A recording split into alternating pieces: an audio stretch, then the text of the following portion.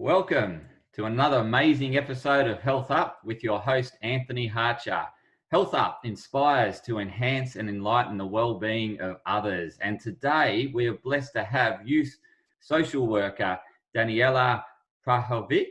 I hope I pronounced that rightly. If Very not, please good. correct me.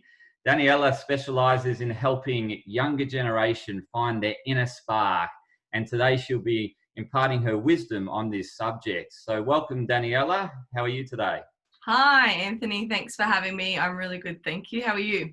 Awesome. And so blessed to have you on. And as we discussed before this recording, I just love your passion and how you want to make a difference in this world by helping the younger generation find their inner spark. And yes, I'm really keen to explore this subject today. But before we get into that, I'd love the viewers and listeners to really understand how you found your inner spark, your journey.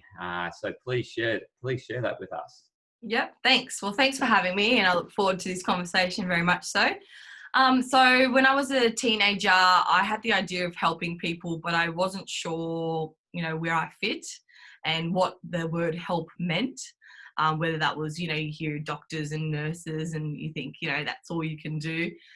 So I kind of finished my HSC and I was a bit lost. I was like, well, I want to help people, but where do I go to help people? And my mum's kind of said, oh, there's this thing called community services at TAFE. Why don't you go and study there and try that? I said, okay, that looks interesting. I'll try it. From there, I just loved it straight away. I did my Cert 4 and my diploma, and then I've got work experience. And once I got that work experience going with those young people, it was just a whole new world. To see that we could make changes as just individuals to these lives of disadvantaged young people, it was amazing. I just loved it, and I just kept going with it, and had all different work opportunities through that. And then I got my degree. I thought I'll study a bit more. I'll get a bit more knowledge, because we do need knowledge as well as experience, I think. Would you agree? Yes, absolutely. Totally agree. Yeah. They go hand in hand. So, Yeah. yeah. Good combination. So once I got my degree, I then just stepped up in a team leader coordinator role. And then I thought, okay, I've done about 7 years now. What can I do next? And I was like, all right, maybe I can be a teacher and teach people these skills I've learned. So I've been a teacher for the last 5 years, teaching people to become youth workers and community services workers and giving that knowledge. And I don't know everything, but I know something. So it's been a really good journey. And from there came Inner Spark, this idea that what's next? What can I actually give back from myself instead of just working for other people? What can I create to help these young people these days? And what's kind of missing that I feel, a little gap that I kind of found. Yeah. So that's where Inner Spark came from, and it's really exciting opportunities for me. It's teaching young people living and life skills, and yeah, so far it's been just amazing. Just so happy for you that you found your passion so early on, and it's hence why we're here just discussing this today, because a lot of people out there are still looking for their inner spark and finding out what lights them up, and how they can give back to the world or make a difference. And so really keen. Later on we'll discuss your program of how you help the younger generation find their inner spark. But before we go there, really keen to I guess get you to share your wisdom around youth mental health, and in particular focused on what we're going through, this pandemic. And we're sort of through that, probably maybe the worst part, but the consequences of what we've been through, we're starting to feel that now, both economic, employment, and also big in the mental health space. So given that you work with youth workers, really keen to get your understanding of how the youth of today are coping, and what you're doing to help them cope through this pandemic. Yeah. Well, I think we've got different people. We've got introverts and extroverts. And I think if we look at a little bit of that, that also affects how people have taken this. I've seen a lot of young people become really anxious. So they were really good at coping with that anxiety and the mental health stuff around that. And then when this hit, I think all this anxiety just came up and just like a volcano erupted out. They just couldn't control the feeling because the media played a big part. The social media for young people, it's huge. They're heavily involved in social media. So all they were seeing was all this fear stuff, right? They were seeing, be aware, don't go out, it's all this scare stuff. So young people really, at the beginning, the first few weeks, young people were okay. They were going, all right, there's something happening, and we're on top of it. We're like, it's all right, it's manageable. Let's keep going, because we weren't shut down so quickly. We weren't shut down in a second. But once it came down to that kind of lockdown, no, don't go anywhere, watch where you're going. That's when you saw the mental health really, really come out in a lot of young people. And they couldn't really express it. They couldn't go and see their psychologists or see their GPs face to face or get appointments that quickly, because even businesses and organizations were trying to, manage it all and work out how they can still see clients and stuff like that. So there was a lot of conversations. There was a lot of how can we reduce the anxiety by just having that conversation and saying it's okay. For me, it was a lot about a lot of conversation. I can't even say how many times I picked up that phone, times 1,000 maybe, to when I just got an email saying, I just don't know what else to do. I'm all stressed out, And obviously I'm not a direct counsellor, so I don't offer those services, but I give those tips and those tricks to kind of look at how they're feeling in that moment and how they can come back down until they get that bigger support or that long-term support. So it was a lot of that, managing the anxiety during COVID. Yeah. And what are some of these tips, tips that you share with, the youth when they're feeling anxious? Yeah. So I always focus, I'm big about the strength-based approach, and I'll talk about that a little bit later down the track. But I'm big, everyone has strengths, they already exist. And I always find that first. Whenever I meet someone, I don't look at what's happening for them in a bad light, because that anxiety, that mental health stuff, it will be there. If I talk about it with you now or I talk about it with you in 3 days, it really isn't going to change, right? So I try and go, all right, so what's good about this person? What do they already have? So that when they have that meltdown and when something isn't working for them, I pull on that and I'll say, so you remember when, you were confident the other day to me? Where's that confident woman? I need that kind of energy to come out. Where's that smile? So just really emphasizing those positives that they already have and those strengths they already have. And then that changes your mindset in a second, because it just blocks out a little bit of that anxiety, even if it's for a minute. And then I work with that. So how are we going to get through today? The biggest thing I also do is find out what they love to do.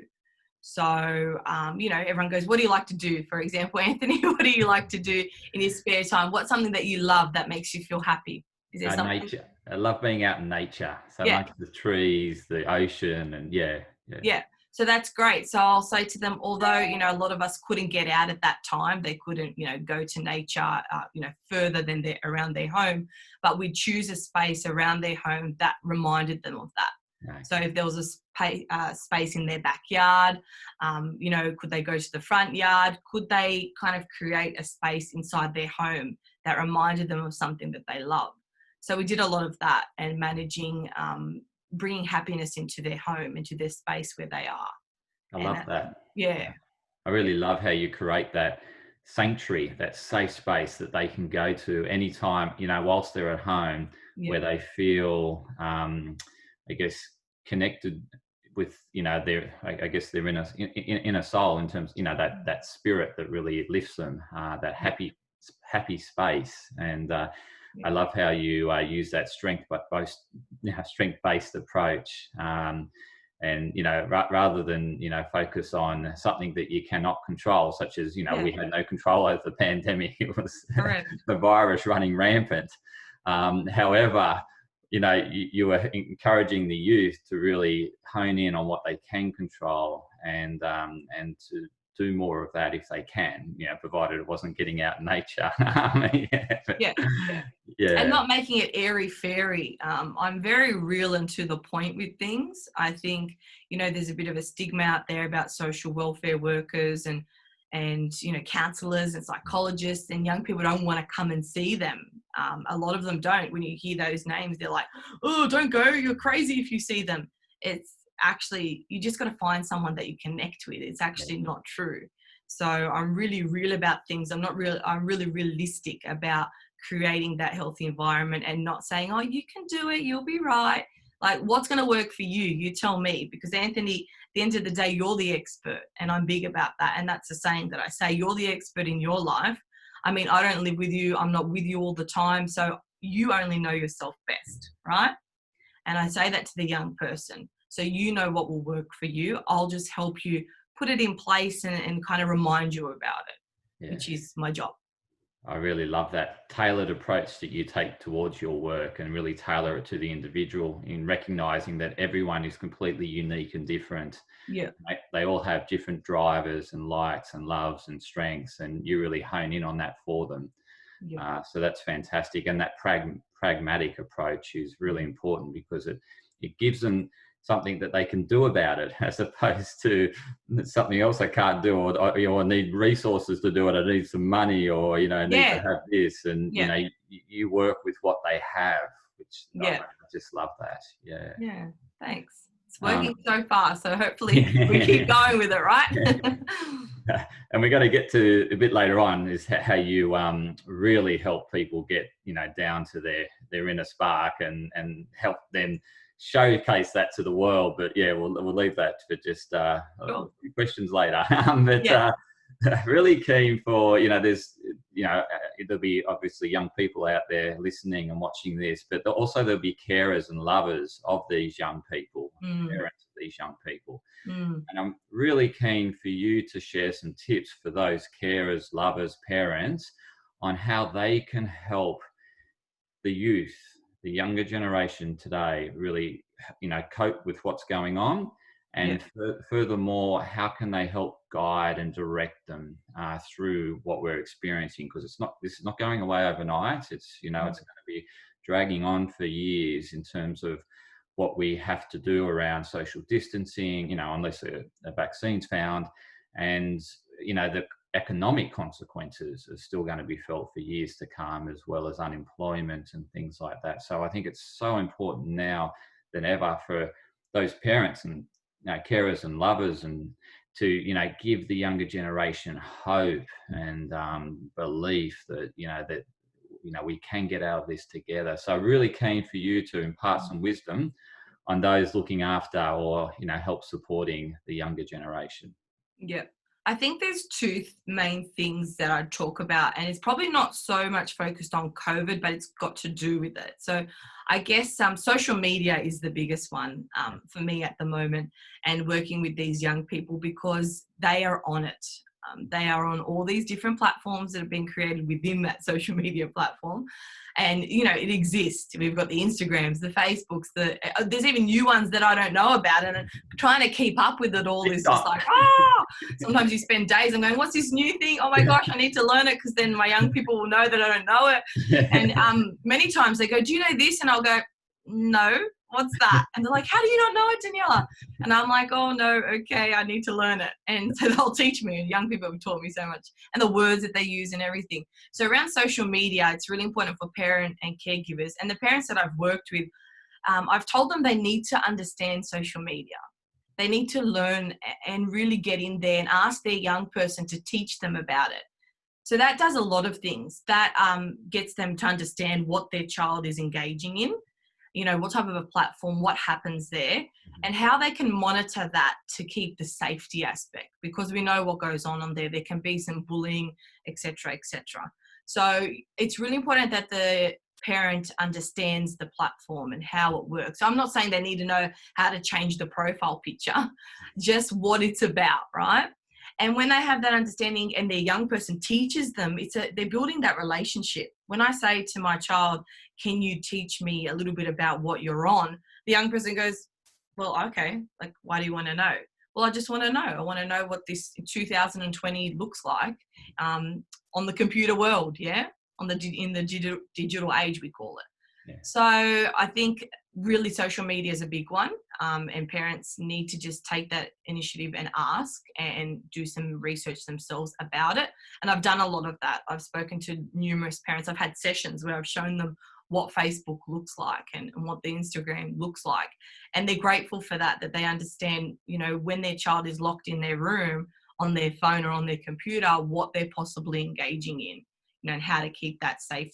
So asking them, you know, what'd you do today? What's new on Facebook? You know, just showing that interest, not needing to know every private message they've sent, Yes. but just taking that initiative. And I had parents say, I don't want to know about it. You know, we never had that when we were growing up. Well, yes, you didn't. And Facebook just started when I was in high school. I'm showing my age, so I shouldn't really talk about that too much. But yeah, it's really, I say to them, but it's really important. It's 2020. It's a different world. Do you want to understand what your child's engaging, what your child's doing? Then yes. So would you agree that social media is a big part, or what do you think about social media? I totally agree with you. I think we get very much consumed by it, and we go into this, you know, virtual world. And uh, as you said earlier, there's so much negativity on it, and I think, you know, we can be. And the other thing is that negativity may not be true. So, you know, there's no filtering about whether it's factual or fictional. Yeah. So I think that's important, is to put it into context. Is, does this person really know what they're talking about? Is it really this bad, or are they exaggerating it? And often, as we know, the media will exaggerate things, but so do we as humans. I mean, you know, as Yeah. humans, we exaggerate things. Yeah. And so, you know, facts can be distorted. And yeah, so I think it's important to have time away from social media, absolutely, Yeah. and to really get engaged with what's around us, because, you know, when we connect with what's around us, we're way more present, as Yeah. opposed to being pulled into this social media vortex. And it can be really, as you say, confronting, Yeah. overwhelming. Yeah. And it's as simple as just putting down that phone and just leaving it and ignoring it, and just having some time to yourself or time with loved ones. And Yeah. I think that can really help us disconnect. You know, if social media is that source of, you know, causing that anxiousness. And yeah, so I certainly definitely recommend that people have social media free time. Yeah. And Big you know, time. even just screen time, free time, technology free time. So 100%, yeah.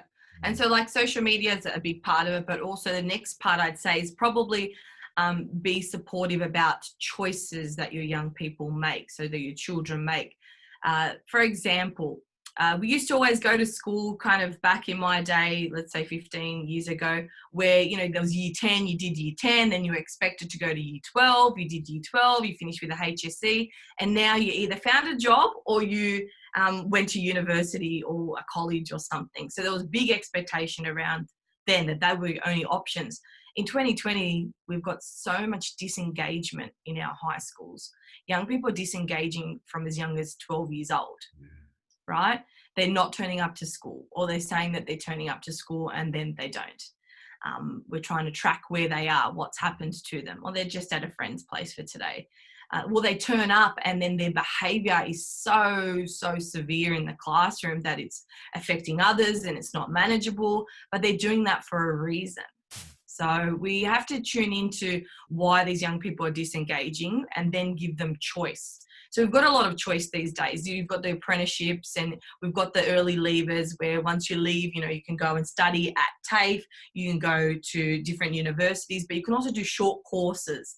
And that's a little bit about what I'm about, like giving these other options of learning life skills and living skills. And a lot of parents are going, no, you must go there, you must do this, you must do that. It's actually quite different now. There's so much more options where your son or daughter, or whatever gender they choose, they can go wherever they want to in this world. They can go wherever they want to because there's so many more options. It's not just leave school. They could have a year of travel. And in the year of travel, the amount of things that you can learn from culture and experiences and building communication skills with others can sometimes be far better than the education side. You Yeah. know, we absorb information differently, right? You Yes. would see that with the people you work with as well. How different are people? Absolutely. Or you've got those ones that prefer to learn visually, those that prefer to learn, auditorily or Mm. kinesthetic. That's the hands-on, practical, touch and feel. And so Yeah, we all have different preferences of how we like to learn. And so it's important that we tailor to the individual's unique learning. How what's really going to drive their learning and really enhance it. So. yeah. Um, So I, it's I, hard for a parent to do that. I guess it's hard when we've got in our mind, I want my child to be a doctor, or they'd be a really good, whatever they'd be.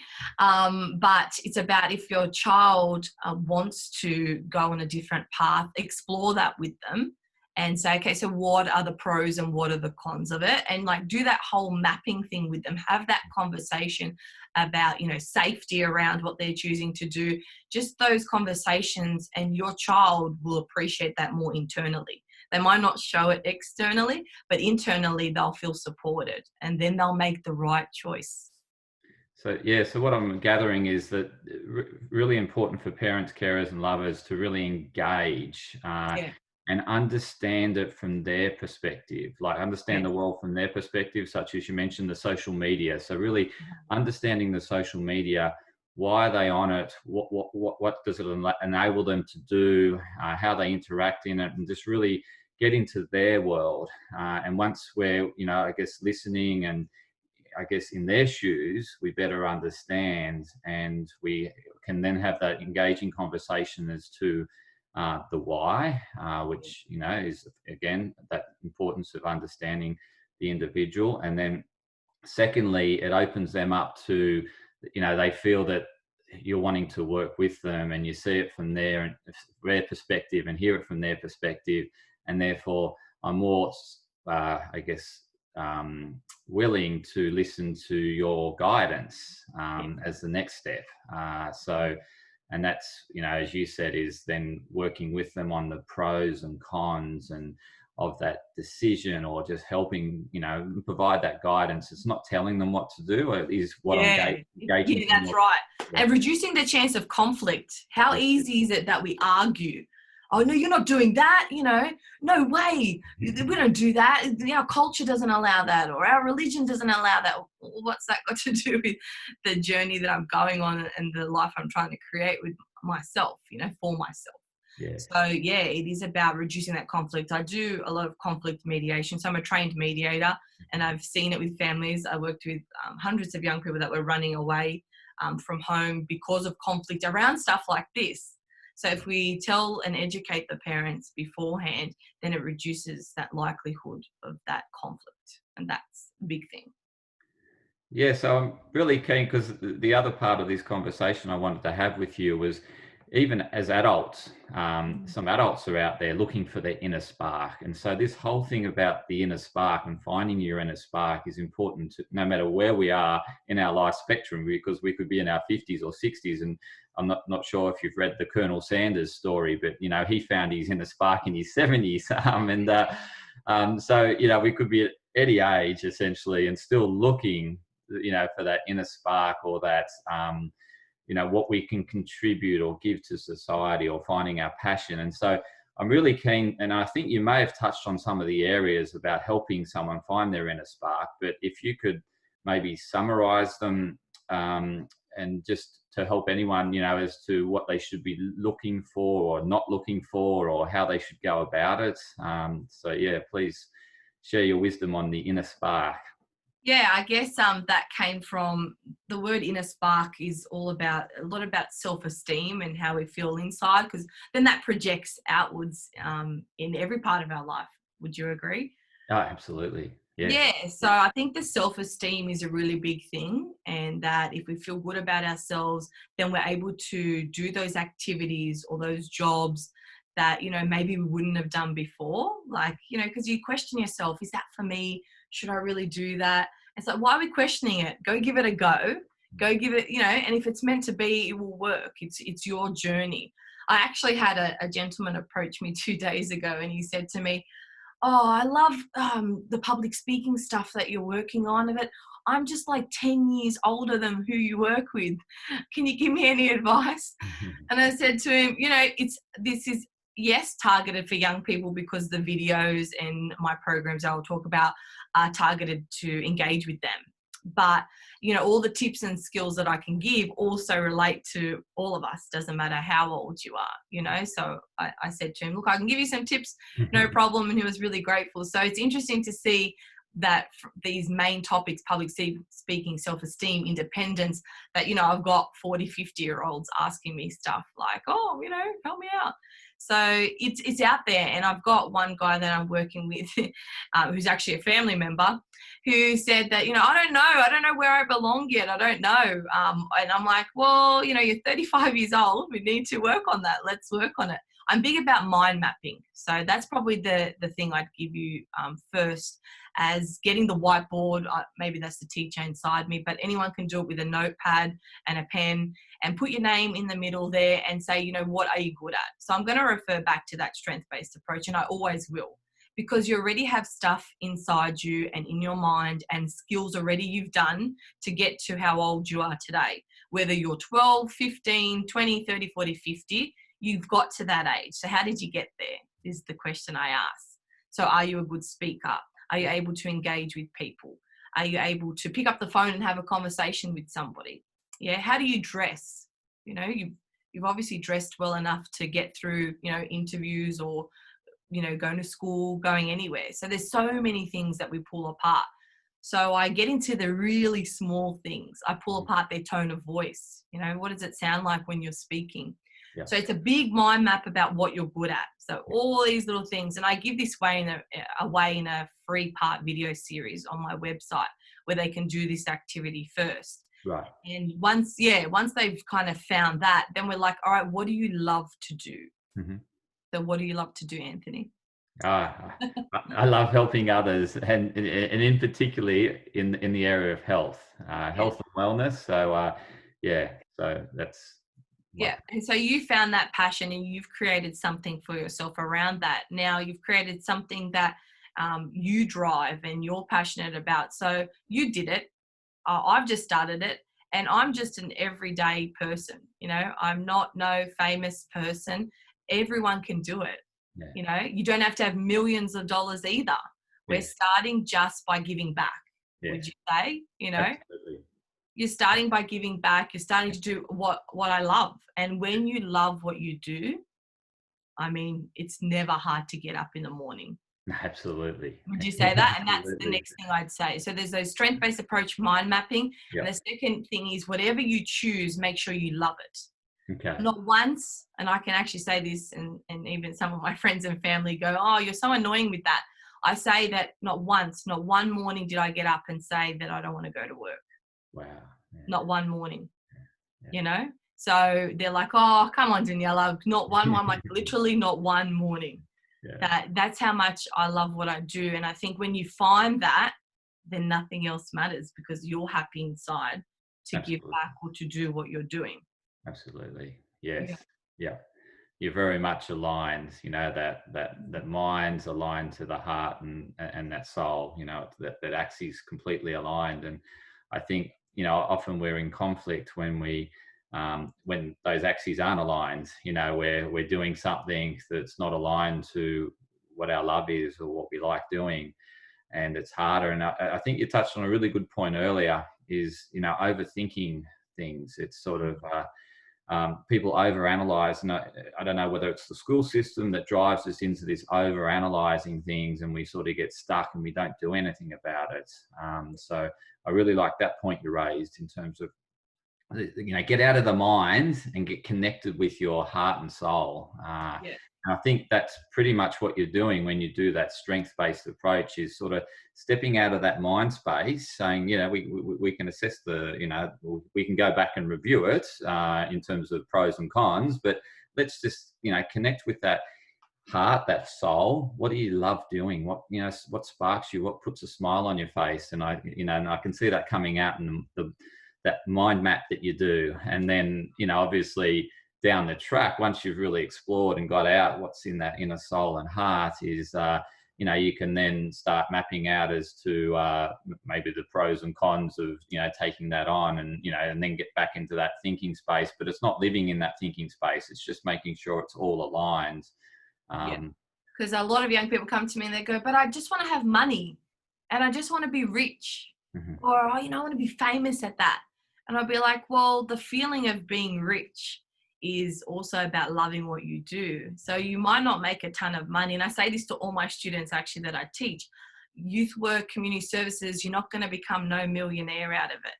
But the feeling you'll have of giving back is way more better than that dollar value, because we've seen people who have millions and millions of dollars. Are they happy inside? A lot of them has ended up seeing a youth worker or seeing a community services worker because they're not happy, they're not fulfilled inside. So, and some people go, oh, that's so airy-fairy. Again, airy-fairy is always the word, like, don't be so positive. Well, yeah, I know. I can be negative too, and I'm sure you can too, Anthony. We have our bad days, right? I'm not painting a picture-perfect people here in this conversation either, but we're realistic. And when you're realistic and you've chosen something that you really like, then even those bad days where I go, can I actually do this? Or what am I doing today? Some of those days you wake up and you're tired or whatever, you go, I know what I'm doing because I love what I do. Yeah. And then it doesn't make it hard. Totally agree. And I love how you touched on, we can be rich, we can be wealthy in other ways, such as in love and happiness. And I think most of us in this world are striving more for they think that money's going to bring love and happiness, but you can find, and become wealthy in love and happiness without actually having, materialistic possessions. So I think, they think if I have this, that will make me happy. And, I don't know, or if I have this sort of, maybe this makeover, people will love me more, but that's not true at all. It's, as you said, if you connect with your inner spark, that inner soul that lightens you, people connect with that energy that you radiate. And it's that the attraction is through the energy given off by you. And if you're not aligned here in your inner soul, not doing work and, just living day by day by what you love, and then that energy is picked up by other people. And that's what, repels them or attracts them is. And so I think, as you are doing the work you love, you attract the right people around you. And they're attracted to your energy. Yeah. So, and that's really important, because you want to work with positive people and you want to work with people that have the same values as you, and the same beliefs as you, and then you will succeed in what you're trying to achieve. Yeah, big time. Yeah, so I think you've really got us, very curious about this Inner Spark program, because we've touched on elements of it throughout our conversation.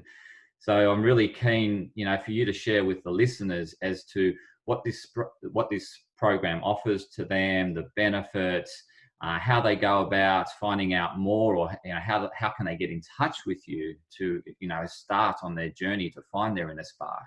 Yeah. So I wanted to create a platform where young people could access different programs from the safety of their own home, or the comfort of their own home. So that, a lot of people don't even know about youth workers or community services workers. I grew up not knowing this even existed. So if you're growing up in a family that, middle class family that maybe never needed to get that support, and you were lucky in that sense, then you didn't know it existed. So there's heaps of young people out there that have no idea that they can go and ask for that further support with something that's happening for them. But digitally and on the social media stuff, this is where we need to target these young people who need to work on their self-esteem, but don't want to say, hey, I need help. Can you help me? So I'm creating a platform. I've got a website up, and I've got 2 programs going to be added this week. And I'll be launching my website soon. I just want to get it tidy, but it exists there. I've wanting to create lots of different small programs, living skills and life skills. So topics like public speaking. So how do you become the best public speaker you can be? And you can learn all of this, at home and at your own pace. And by listening to my videos, doing these worksheets I've created, and they're easy and they're simple. And, that's what I wanted to create. Easy, simple, but yet interactive. So it's not just you listening to me for half an hour, because no one wants to listen to me.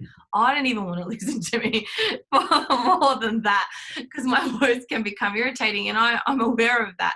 So, and on that, I wanted to create a shop where workers and teachers and young people can purchase little cards, so the strength-based cards, where they can refer to these decks of cards and ask themselves these questions, and put these really positive strengths around their wall and create, a real visual for those visual learners you were saying before. So I wanted to create this website that's purely for them, but as well as a way to connect with me. Like in some of the programs, I'll eventually be doing live sessions where they'll be able to hop on board, and we'll talk about topics that have come up and discuss that and give them those tips and tricks, face to face a bit more. So more than turn it into a life coach stuff. But for now, I just want to create that platform where they can start to access it for a very low cost. So I'm aware that young people don't make millions of dollars, and I'm not here to create that. I want them to purchase something little, because when you purchase something, that means you're actually wanting to do it. Sometimes when you get all this free stuff, you've got so much free stuff on your desktop, you don't know what to do with it, would you say? Yeah, absolutely. Yeah. Yeah, free, another free thing, Whereas the money is like, they've got skin in the game. They're sort of thinking, well, I should get a return on investment. I better, I better learn and implement. And so it does drive that motivating factor to take action. Yeah, it does. And then from there, they get a certificate at the end. So my biggest thing was certificate of participation, because young people have come to me and they've said, can you help me with a resume? And I'm like, sweet. Yeah, sure. You're 15. Let's work on getting your first, KFC, McDonald's job. And I go, all right, so what do we got on it? They're like, well, nothing. Yeah. They're like, I can put my name and address down. Yeah. I'm like, okay, well, we need a bit more than that, because when an employer picks it up. So by having these little, small little programs like how to become independent, or creating an independent you is what it's called, my first one. They show they've done something, and I can help them write what they need to write under it. And already, because I used to interview people in my coordination role, when I pick it up visually, I go, wow, a 17-year-old's done, all these skills, and they need these skills in the work they're going to do for me as an employer. Yeah. So I wanted that as well, where they feel they get something, a hard copy of something, that they've achieved it, and it will help them with the next steps they will take. So they're the couple of things that exist at the moment. And what's the website? Where can they find? Yep. So it's www.innerspark.com.au. So Inner Spark is spelt quite differently, not how you say it. It's got a different letter at the end, and it's all one word. So INNER, capital S, PAR, and then a Q at the end. So it's spelt differently, creatively. Yeah. And I'll also tag your website, wherever I post. I've got the Facebook and the Instagram. Obviously, the young people are on there as well, so they can just find me at Inner Spark. It's quick and easy to find on there. Fantastic. Well, it's been an absolute delight and pleasure to interview and, to discuss your passion and how you're sharing that with the world and making a difference. So well done to you, Danijela. You're really inspiring, and I love the work you do, and I love the space that you're working in, because I can see it's much needed with the youth today to really help them, particularly, given what's just hit us, and it was important before that, but even more so today, is to really give them something to really say, what is my way in which I can contribute and make a difference in this world? What is the strength that I, and uniqueness that I bring to this world? And you help them find that and help them liberate that, so that the world can benefit. So really impressed with what you've pulled together, and thoroughly recommend viewers and listeners to, visit Danijela's website and subscribe. I've had a look myself, and it's really affordable. Great value for money, and well done, Danijela. Thank you so much for having me, and I look forward to hopefully working with you again in the future. Absolutely. Yeah, I'm looking forward to it. Take care Thank and have a you. Take wonderful care. day, Danijela. You too. Bye.